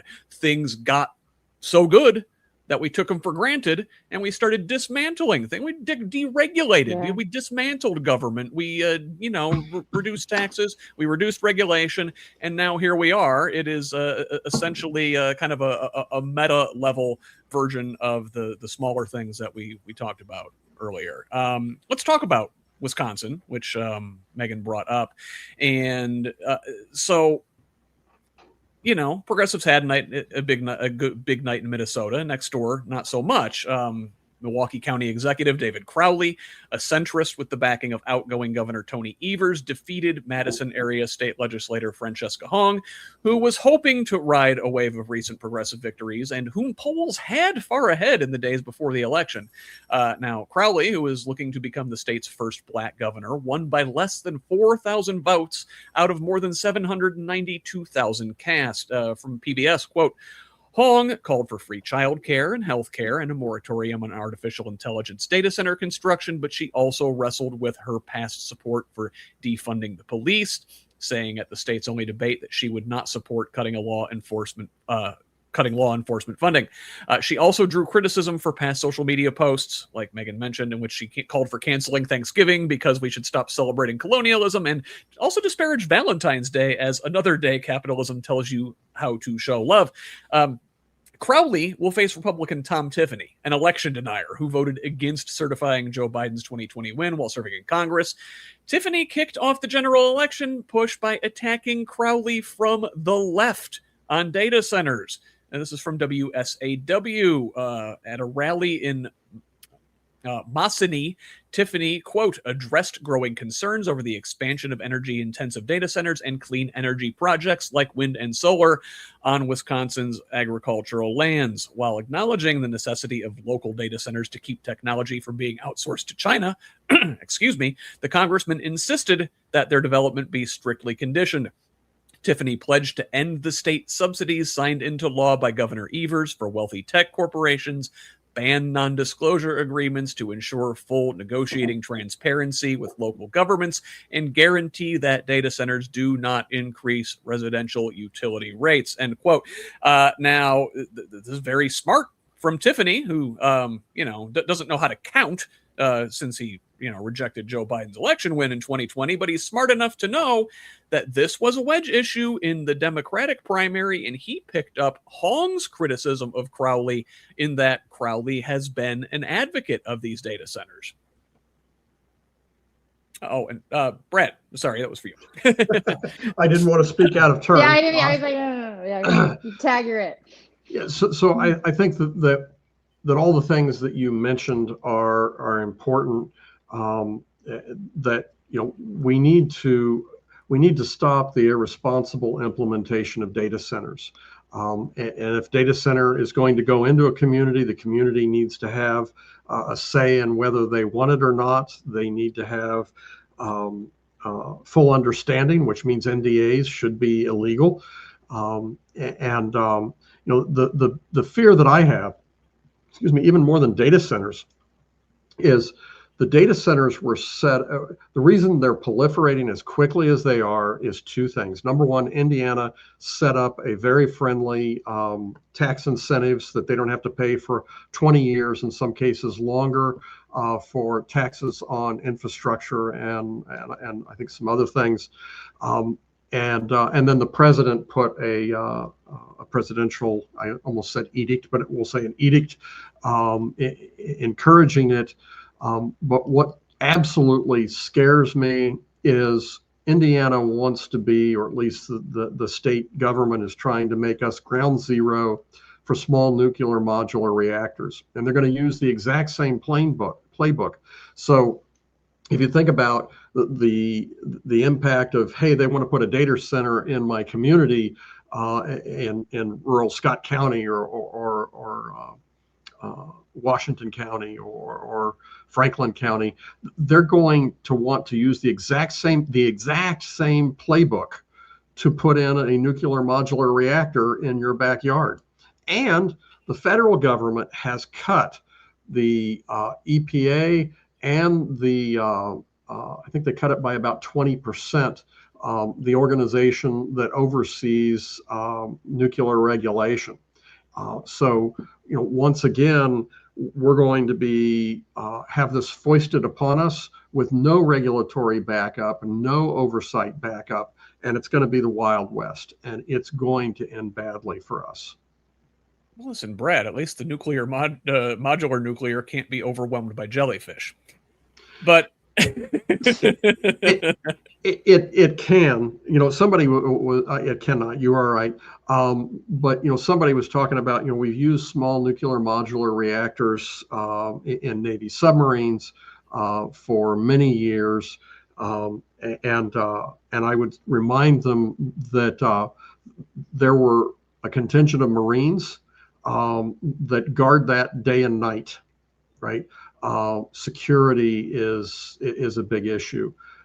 So, and the oversight is not where it's needs to be. I don't trust the federal government to look at our best interest instead of the best interest of the companies. The last point that I'll make is Bill Gates is behind at least one of the companies that's trying to do this.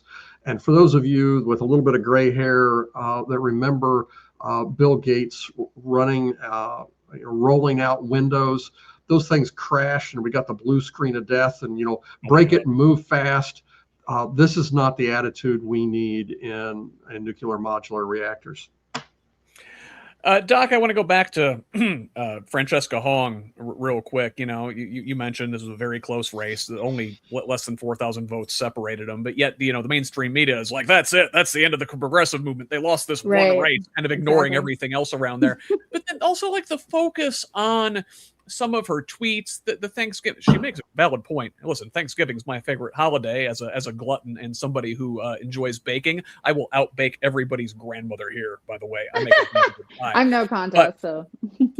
But they focused on that, kind of criticizing her like she's some sort of unserious person, like ignoring the fact that, like, I don't know, President Trump and countless other dudes are like showing their ass on social media all the time. It reeks of misogyny.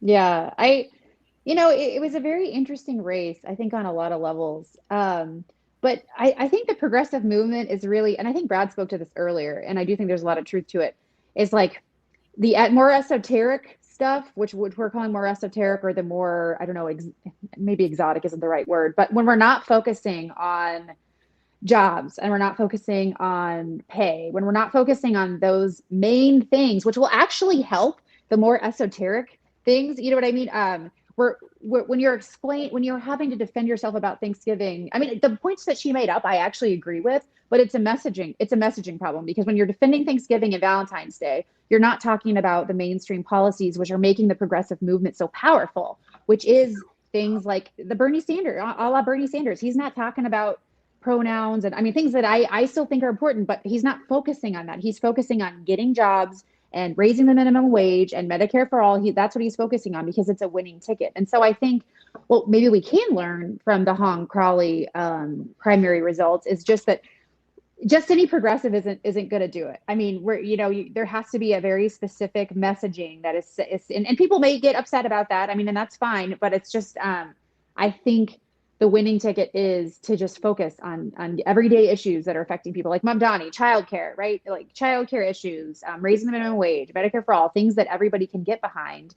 I mean, it's why Bernie Sanders went for Indiana, like way back when, because he had a message that resonated with people. And I think it's also interesting to note that Bernie Sanders and AOC did not endorse Francesca Hong before. So I mean, it's just, I mean, it's a little thing, but I thought that was interesting. So that could have really helped put her over the edge. And it could have. Yeah. That wasn't what her campaign was about. That was what others made her campaign about. Sure, she didn't talk about those on the campaign trail. Those are just old tweets. I want to talk about the other primaries Tuesday really quickly. In New England, outsiders had a good night with former Hartford Mayor Luke Brannan handily defeating incumbent Representative John Larson in the 1st Congressional District Democratic primary. Though not terribly more progressive than Larson, Brannan implied the 78-year-old incumbent was too old and out of touch to continue.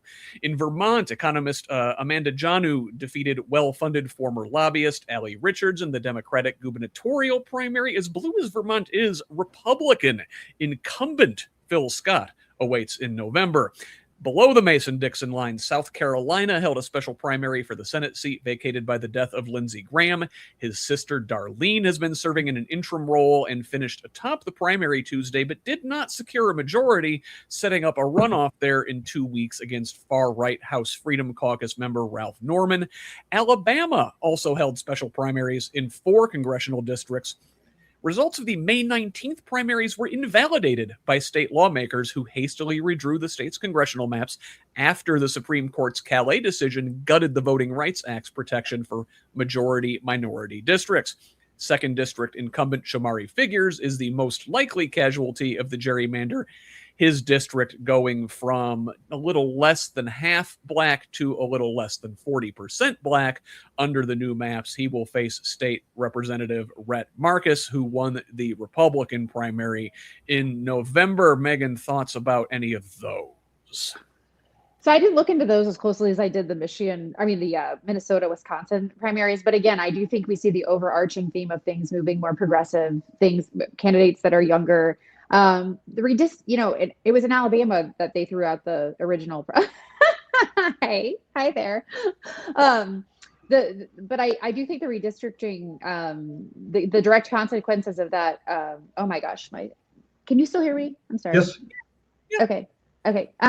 The direct consequences of redistricting, which we're going to see come up again in Indiana. I mean, it's terrifying that all of the Republicans that actually voted against redistricting all got like primary. I mean, I don't know if we're going to talk about Deary, but it's like people are.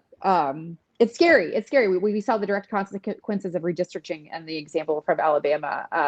But yeah, my overall thoughts are, hey, things are moving more progressive. Things are moving younger. I mean, there's hope. We just got to win in the midterms. Brad, final takeaways from Tuesday. It's time for change, and I just keep beating the drum. We need to be focused on things that are going to make a difference in people's lives. We need to make sure that when we get in power, we do the work instead of fighting against each other. I saw a cartoon that showed, what Democrats are against each other, and they had a picture of Godzilla, and then below it said what Democrats are against Republicans, and had a picture of Barney the dinosaur. We need to flip that. We need to be working together, and we've got the best chance in decades to flip this seat to the Democrats, and that's my plan.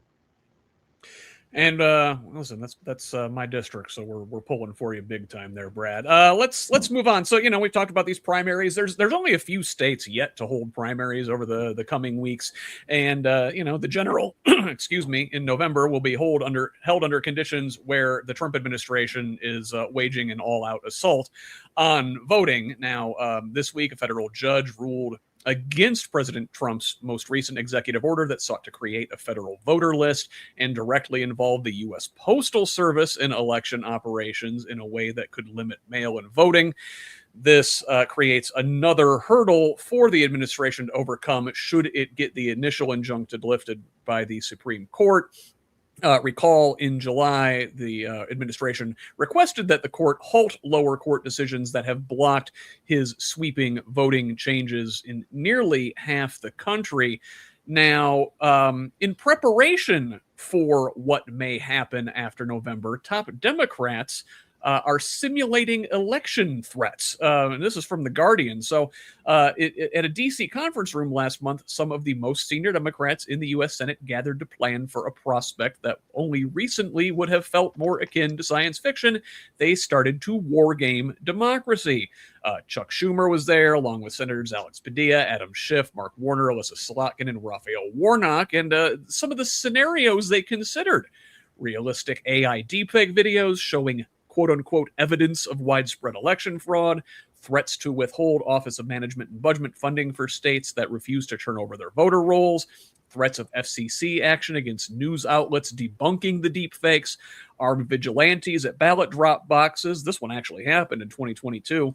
The firebombing of an early voting site, and last-minute deployment of ICE or the National Guard to polling stations. And, those are some of the things they're preparing for. But, here in Indiana, we have, I think, the results or evidence of election theft happening in plain sight, and this is from the Indiana Capitol Chronicle. So this week, the Indiana Recount Commission flipped a Republican primary race in favor of the Trump-endorsed challenger Paula Copenhaver over incumbent State Senator Spencer Deery, who opposed that congressional redistricting last December we were talking about, turning a 3-vote Deery lead into a 3-vote margin for the challenger. And now I'm reading directly. Quote, the commission threw out 8 votes for Deery and 2 for Copenhaver, all largely for technical reasons over missing signatures or initial county election officials on absentee or provisional ballots. The 3-member recount commission was divided 2-1 on tossing out 7 of the 8 votes that Deery lost. In the split votes, Republican Commissioner Paul Mullen joined with Republican Secretary of State Diego Morales, who by law is the commission's chairman. Morales was a vocal advocate of the congressional redistricting push.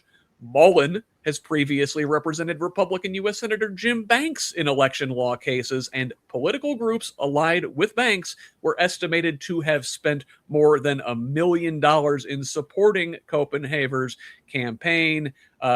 Deery's attorney said that they plan to appeal. This, it seems, is what election theft looks like. Doc.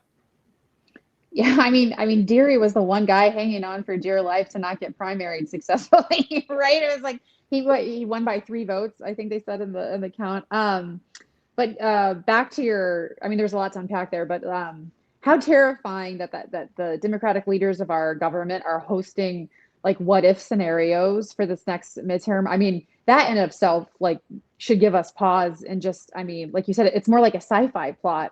I'd like to know what they do. Like what I'd like to know what the end result of that training was. Like, what do you do if they start spamming everyone with AI deep fakes about election fraud, or if people I'd like to know those things as a voter who's going to show up on election day.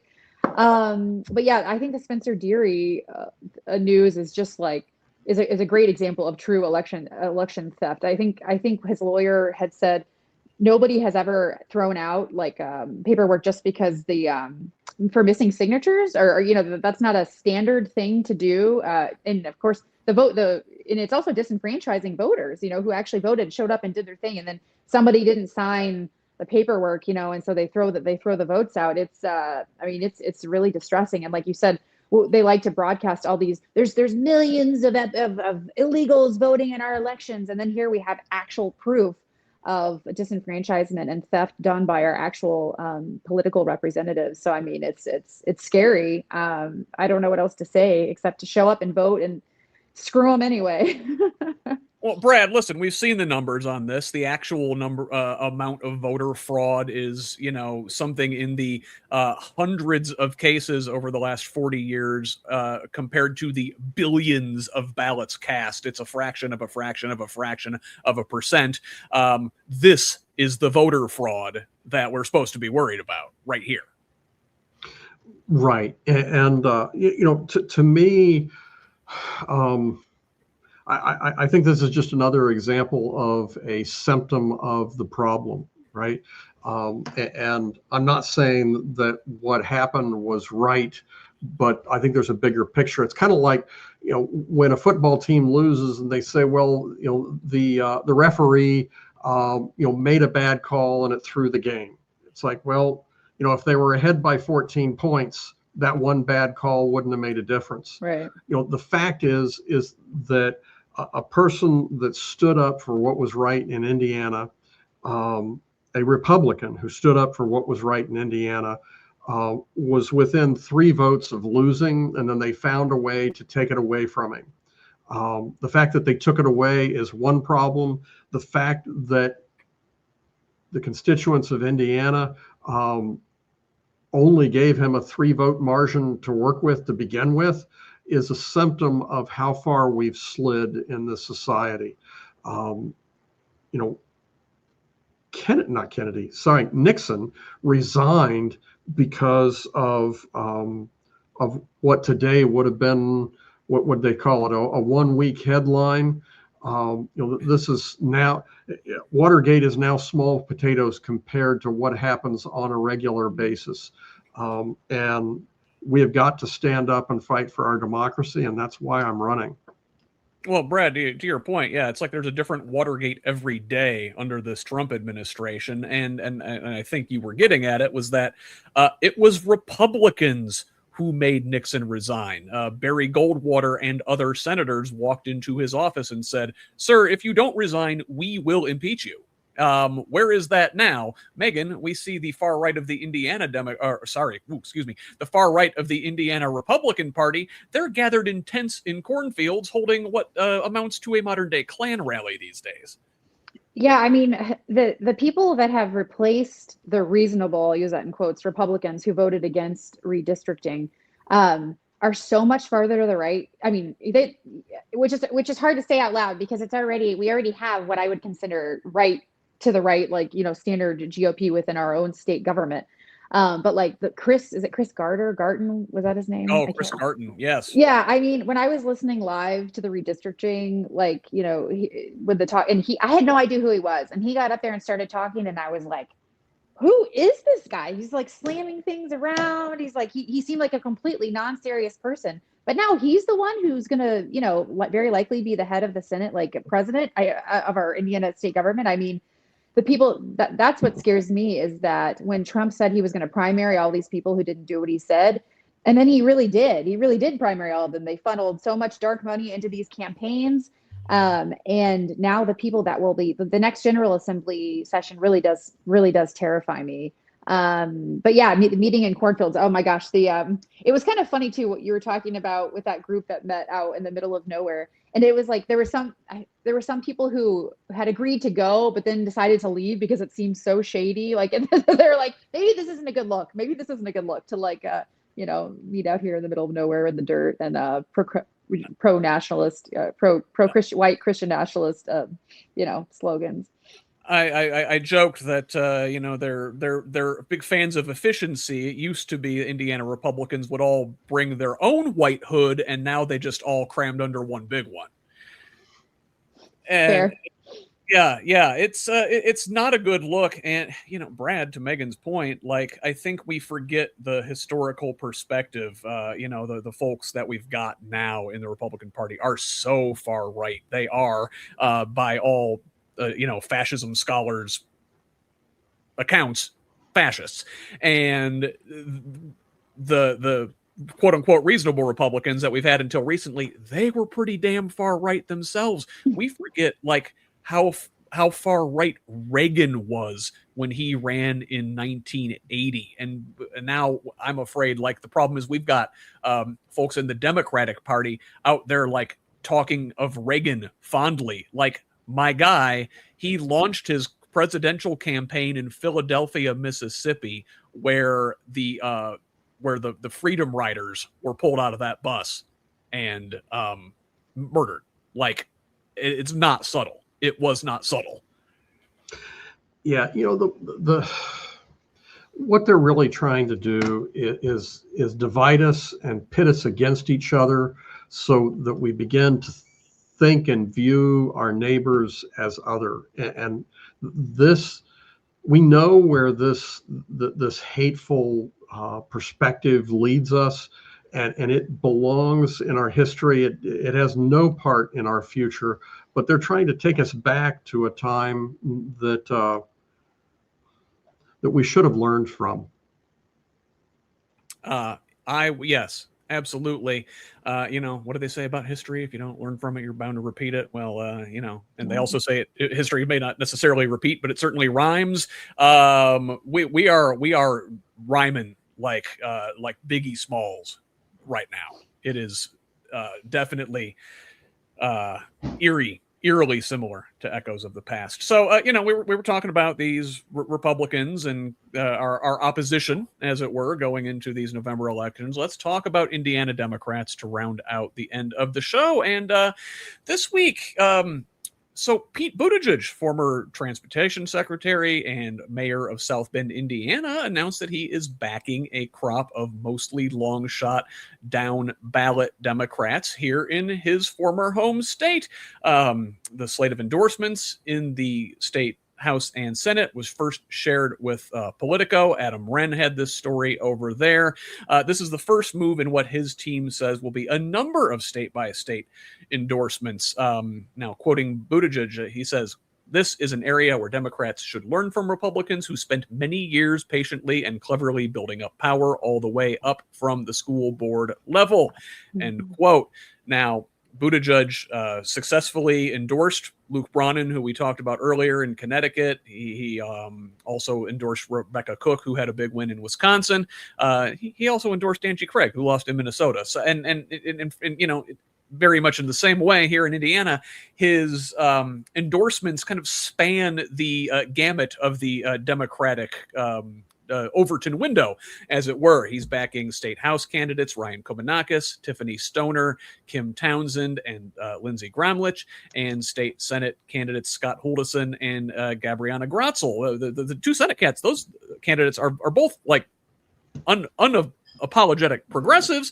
The state House candidates maybe a little bit more in the moderate lane. He is also endorsing Kumba Kebe for state treasurer and Beau Bayh for secretary of state. Now, Bayh this week kicked off a potentially very expensive secretary of state's campaign with a massive ad buy, buying 6 figures worth of television and digital ads in the Indianapolis and South Bend markets, according to the Indiana Capital Chronicle. Now, he ended June with about $2.3 million in his campaign fund, making him the best financed Democratic candidate in years, as he tries to become the first Democrat to win statewide office here in Indiana since 2012.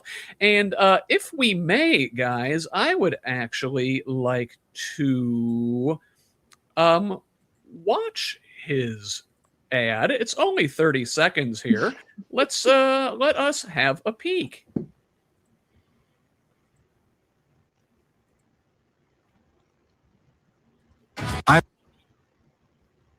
Maybe. Now I'm running for as a marksman. I trained as a marksman in the Marine Corps. Focus, discipline. I'm Beau Bayh. I joined the Marines to fight for this country.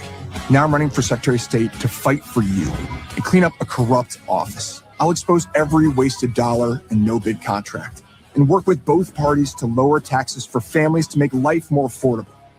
In the Marines, we accomplished the mission. The mission now is cleaning up the corruption. Let's get to work.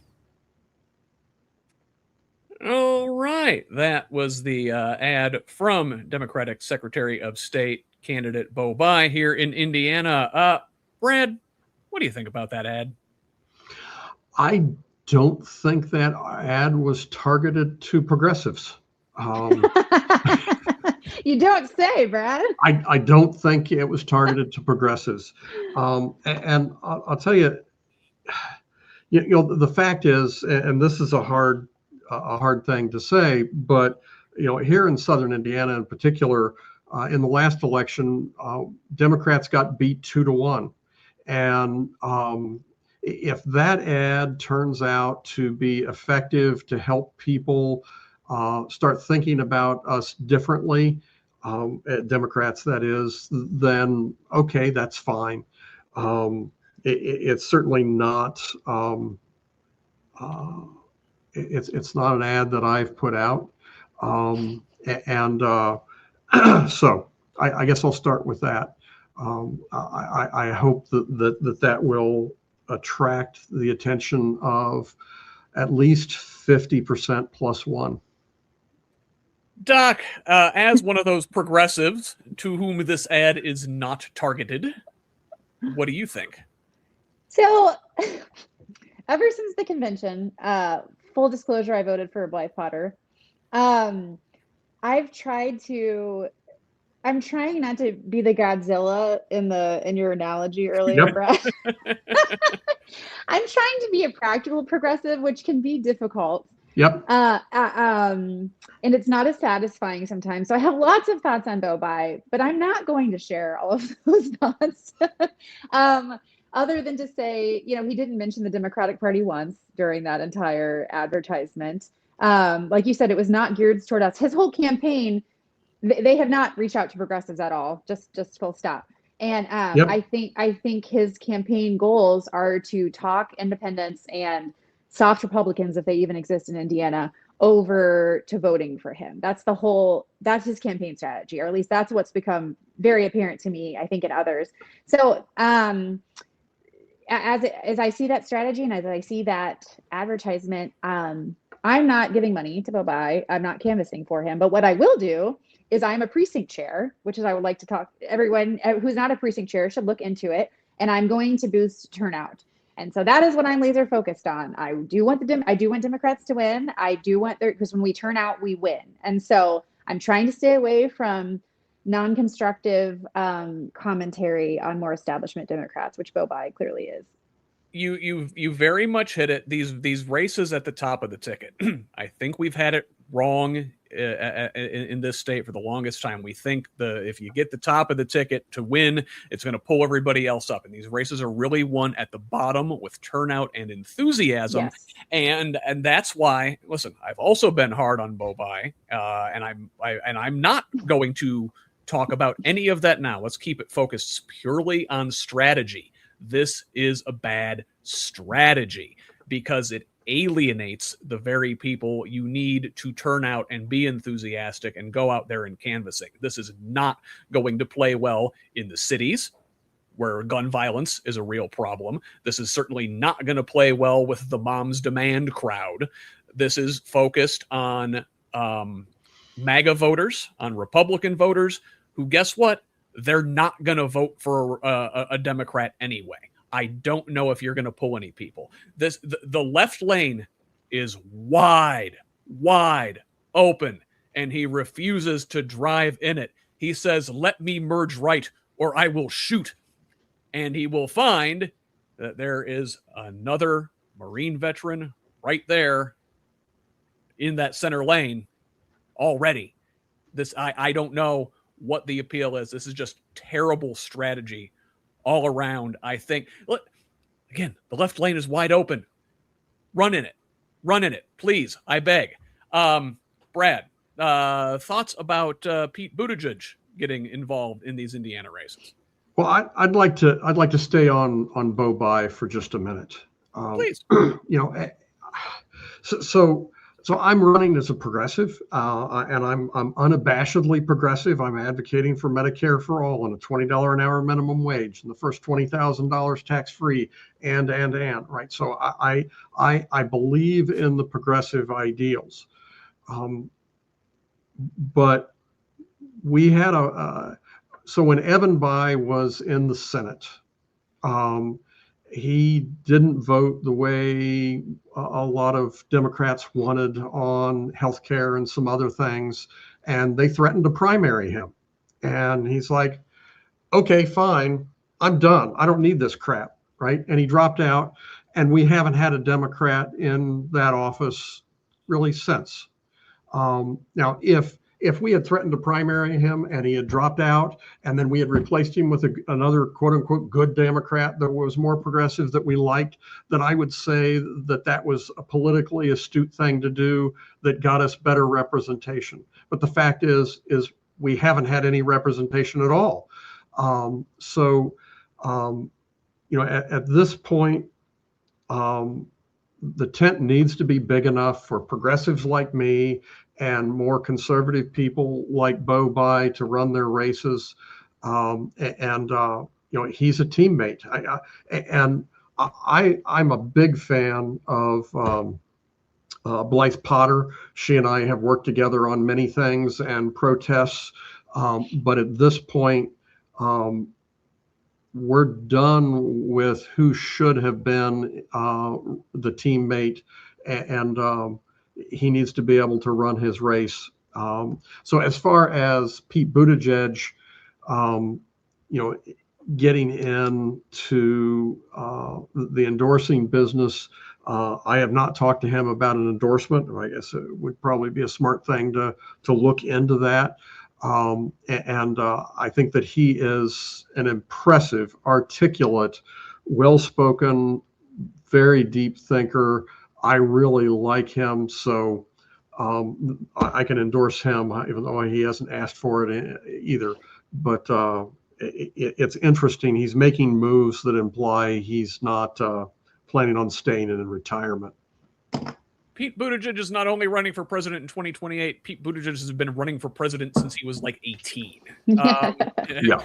And listen, Brad, back to Beau. Listen, you're on the same ticket. You're on the same team. That's why you want him to run a good winning strategy and not the same losing strategy that Indiana Democrats have run for the last 20 years. This is a shot for shot copy almost of Joe Donnelly ad in 2018 that also with the axe. It's inauthentic. It is about organic as a chicken McNugget. Doc, last words. Just get involved. Whoever's hearing all this, we can't all be news junkies all the time and pay attention to everything. Get involved locally, whether it's supporting a candidate, an issue, run for precinct chair, show up at your Democratic club meetings. I mean, this only works if we all participate. Despair is not an option at this point. I mean, it is, but it's a really crappy one. So just get in the race, get it, however that looks for you. It's different for everybody. All right. So just a couple minutes here. Let's wrap things up. And Brad, where can the good folks of Indiana's 9th District and beyond find out more about you, more about your campaign? How can they donate, volunteer, all of that good stuff? Thank you for allowing me to make the plug. I was trying to figure out how I was going to weasel this into my closing. You can go to bradmeyer.org. That's Brad Meyer, MEYER.org. And there you can get information on donating. You can get information on my policy positions. And then there's a social media link that can take you to Facebook, X, and a variety of other platforms. And Megan, how about for folks there in Marion County, in Indianapolis, how can they get involved with Indiana Progressive Democrats or what you're doing there? Can folks connect with you on social media? So Indiana Progressive Democrats, Indiana Progressive Democrats is our Facebook, and you can message me directly through that, but you can also find me, I'm an old millennial. I only do Facebook. I'm like, Megan Alderman, you can find me, it's just my name for Facebook if you message me directly, but if you message me directly through Indiana Progressive Democrats, I will answer that. And I'd love to talk to you about getting involved in grassroots efforts in Marion County. But you've got a doppelganger out there, so don't harass Megan's sister. And she's leading a pack. She's actually leading a pack for. She's a huge public school advocate. We didn't get to talk about public education, which is a huge passion of mine. But my sister's leading a pack for the Washington Township referendum for public schools.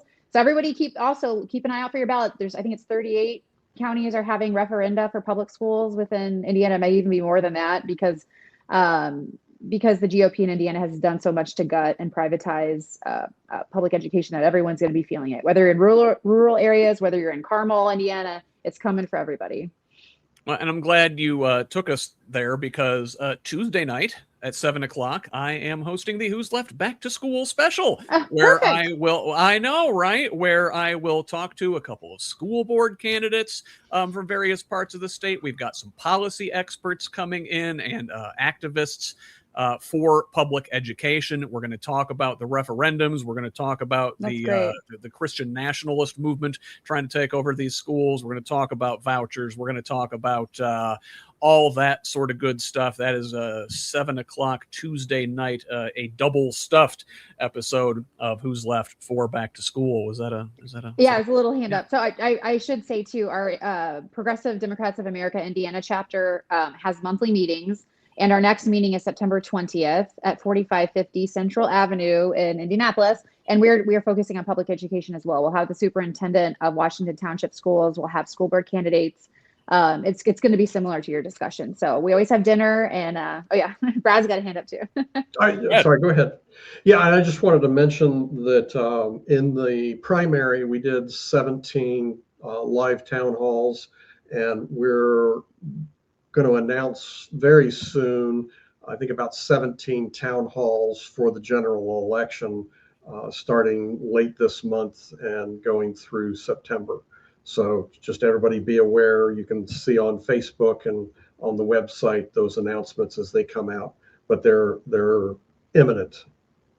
Fantastic. And if you can't or don't want to leave the house, we've got a virtual town hall with Brad coming up on September 28th. We're doing a whole series of virtual town halls with a lot of our congressional Democratic candidates here in Indiana, starting Monday, August 31st with 4th District candidate Drew Cox. That's a Monday night, 7 o'clock there. We'll have more information about those coming up soon. But hey, let's get this thing wrapped up here. So you can find me online at Blue Sky, Instagram, and Threads at whosleft.us, and on Facebook, TikTok, and YouTube at Who's Left. Send me a DM on any of those with feedback, or email me at scott@whosleft.us. We cannot do this work without you. Please consider supporting our work with a paid subscription at progressiveindiana.net, or even better, take that money and give it to the local charities helping out with flood recovery and relief efforts here in our state. Thank you for watching and listening. Thanks, Brad and Megan, for joining me here on this fine Sunday morning. Let us keep building a radically democratic Indiana together. Until next time, I am Scott Aaron Rogers signing off from Bloomington. Love each other, Indiana.